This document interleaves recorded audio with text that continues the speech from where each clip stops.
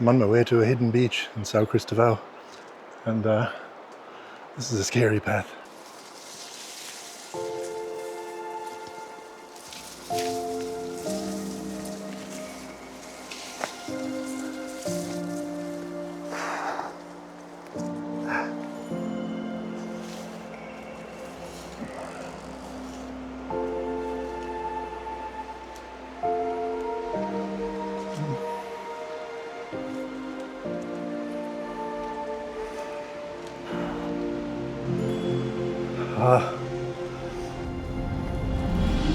Oof.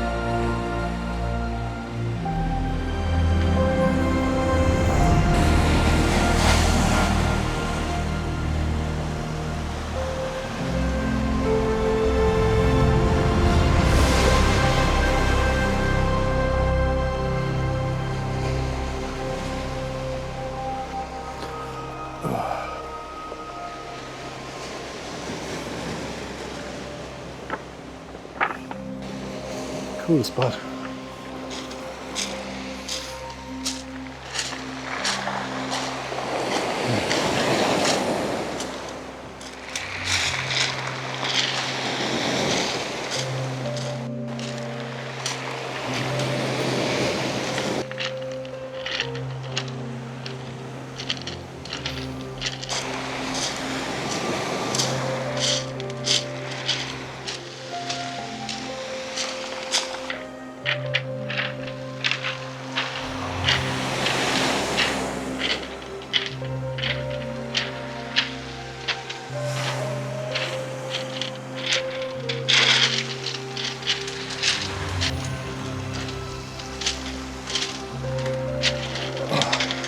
Roasting here.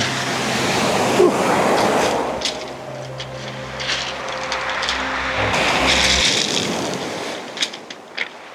You wouldn't think a walk on the beach would be this difficult.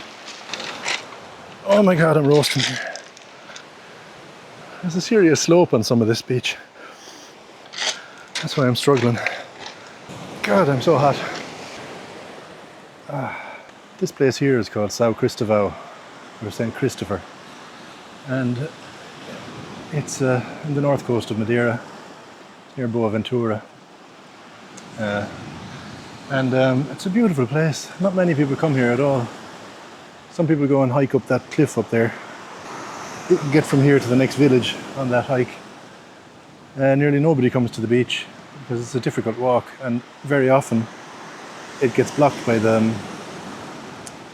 tide. Tide comes in and you get stuck over here. Anyway, I've looked at this about 4 times over the last few months, and every time I came down the tide was in, so I couldn't get here. So it's about time I came down. I want to tell you about St. Christopher anyway. St. Christopher was a big giant of a man, and he was in the service of a king, and he wanted to obviously make use of his strength and put it to good use for society or something. And anyway, one day he was with the king, and he realized that the king was afraid of the devil, and so he thought, "Fuck this guy," he says. "I'm going to go in the service of the devil because he's obviously stronger than this king, and so I'm going to go into his service." And then one day he noticed the devil got afraid of a crucifix, and he heard about Jesus Christ, and he thought, the devil's afraid of this guy, he says. "I got to get into the service of this guy." So he went on a search to find Jesus Christ, to become his servant. And one day he met a hermit on the road, and the hermit told him, the best way for you to become in the service of Jesus Christ would be for you to make use of your fine strength and your big size, and to carry people across that river there, a big torrent of a river that was flowing by. So he did that for a long, long time. And one day there was this little toddler of a child on the side, and he wanted to be carried across. And he lifted him and he put him on his shoulders. And with every step that he took, the child doubled in weight, until by the time he got to the other side, he felt like he was carrying the weight of the entire world on his shoulders. And he put him down, and he had to sit down for himself for a rest at that point as well. And he said, "Who are you and what just happened?" And the child told him that he himself was Jesus Christ. That's a great story, I love it. I heard a story about people in Madeira as well, and I'm not sure if this is true, but anyway, I've heard that Saint Anthony, who was the patron saint of lost things, in Madeira, if they can't find the thing that they're looking for, having prayed to Saint Anthony for a time, then they turn Saint Anthony facing the wall to punish him. I don't know if it's true, but I love the story. I hope it's true. There's a beautiful cafe just up there, on that hill over there. Beautiful place to just go and sit and have your morning coffee. Nice time of the day.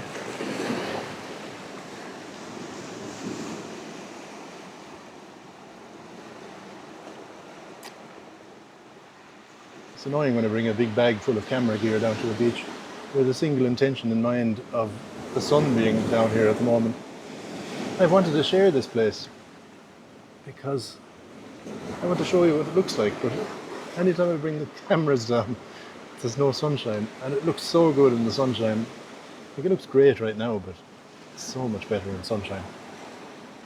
But I'm going to put a video out about it, because why not? I'll show it to you in the sunshine another day.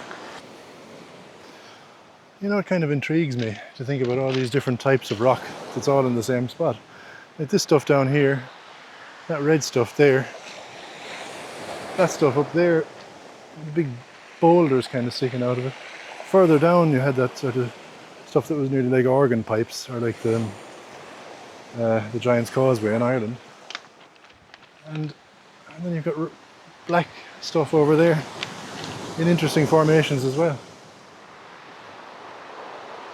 It's just amazing, really. And all these flowers that grow out of it. Beautiful. Those purple ones that grow right out of the rocks. I'm not sure what this stuff is that's all along here, but it's really cool.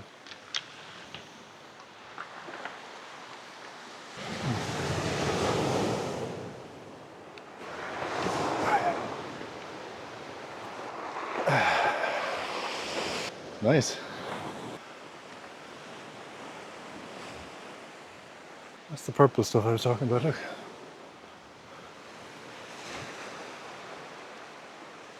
This stuff then, look.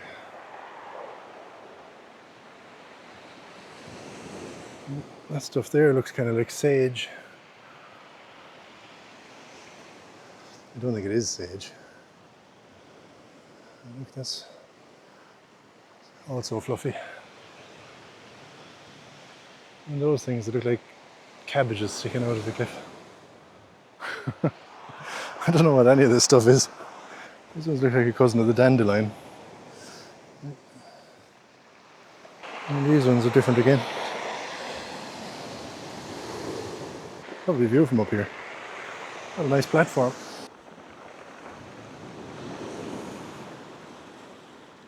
Tell you one thing for sure, this is great for the mental health. And the physical health as well.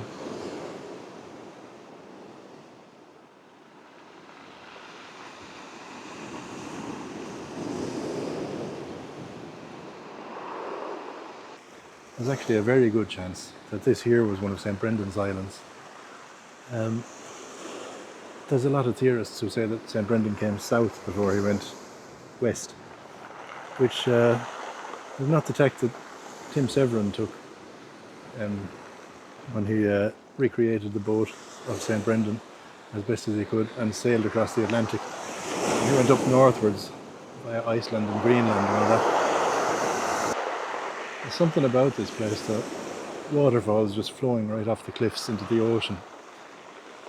And the fact that there are really difficult places to reach, like up there.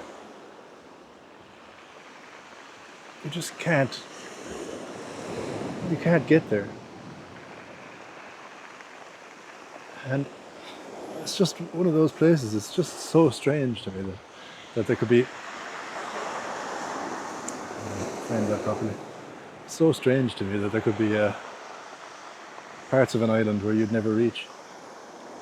There's forests here where if a tree falls, it's tough luck. You just have to wait until it finds its way down the hill, or it just stays there among the rest of the trees. Feels like Tir na Og.